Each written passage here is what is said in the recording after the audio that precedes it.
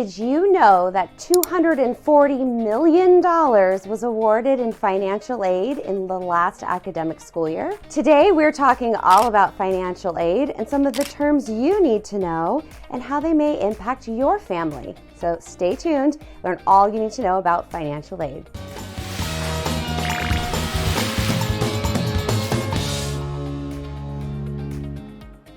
Financial aid is a term that I see very, very often misused. A lot of people will use the word financial aid interchangeably with terms like FAFSA and CSS profile and loans and scholarships and grants. And they'll use these terms all like they're kind of the same thing. And I see a lot of this with financial aid, and it's not the same thing. So what is financial aid? Financial aid is money used to pay for college. That's it. Just money to pay for college. That means a lot of different things. So I'm going to talk about what are those things and give you some examples so that you can understand this a little better.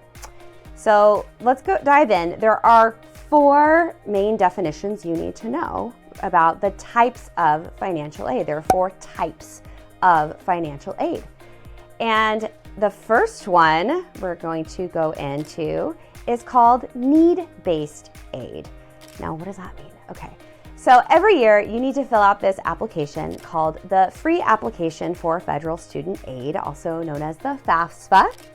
This is a federal form. So like I was saying before, a lot of people get financial aid and FAFSA and they use them interchangeably. These are not interchangeable terms. Those are totally different things, okay? So a FAFSA is just a form, and you fill out the form with some information, do whatever that information is, you will then be awarded financial aid, okay? So you fill out this FAFSA form, and they are going to run your information through some formula. Don't be surprised if the number they shoot out makes absolutely no sense and is something crazy, because that's very normal, is what it is. You're going to put your information in. They are going to shoot out a number. This number is called your SAI, Student Aid Index Number.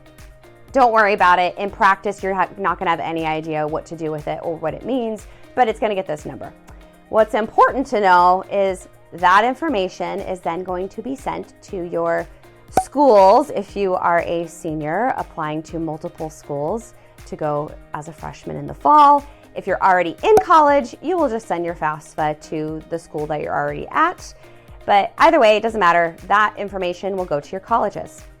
The colleges then get this information, the financial aid offices, and they are going to take that SAI number and they are going to create your award letter, right, which will show you all the different kinds of aid they are distributing, okay? So you're gonna get this award. That award will have 1 or all 4 of these types of aid. So let's talk about the 4 types of aid. The first type of aid is called need-based aid. That basically means they got your FAFSA and they say, hey, this student needs help based off of their income. What does that mean? That could mean need-based aid could be a federal grant, like a Pell Grant. A lot of you have heard of those. It could be a state-based grant or all kinds of other different types of grants. That could be loans, okay? For example, a subsidized loan, which means the government pays the interest on it while you're in school. That is a form of need-based aid. Okay, so it can mean a lot of different things, but basically it says, hey, based off this family's income, we are going to award certain types of aid. Okay, so it's need-based aid. The next one is called non-need-based aid, which means this family submitted their information and it was determined that they don't need as much help, which in practice is not actually how it is because the families usually do need help, but according to this crazy formula that I don't know how they came up with, but it is what it is, this non-need-based aid could be a lot of different things as well. So that could be a parent loan. That could be unsubsidized student loans where the government doesn't pay the interest on it while you're in school. So lots of different types of non-need-based aid. Then we have the third type of aid, which is merit aid. This means you did something to earn some extra money. So it could be based off of academics is usually the big one. So that could be like an academic scholarship, but it could also be things like athletic scholarships, music scholarships, anything that is deemed to be meritable by the institution. Usually this is not federal funding or state funding. Usually this comes directly from the school. So they will give you some merit-based money. And then we have the fourth type, which is called self-help aid, which is exactly what it sounds like. It basically means the family pays for it. So this could be like a 529 savings account, if you have that. It could be a plain old savings account. That could be grandma and grandpa put money away. That could be you're making monthly payments to the school for tuition. All those things are considered self-help aid. Now we have some things that get a little more, like they don't fit into proper categories, but like for example, work study, which I'm gonna do a different video just going on over what work study is. But like work study could be considered, it is a need-based aid. It's technically a need-based aid because not everybody can get work study unless you qualify for it. But it's also a type of self-help aid because you're really just working and getting a paycheck. Now, why is that?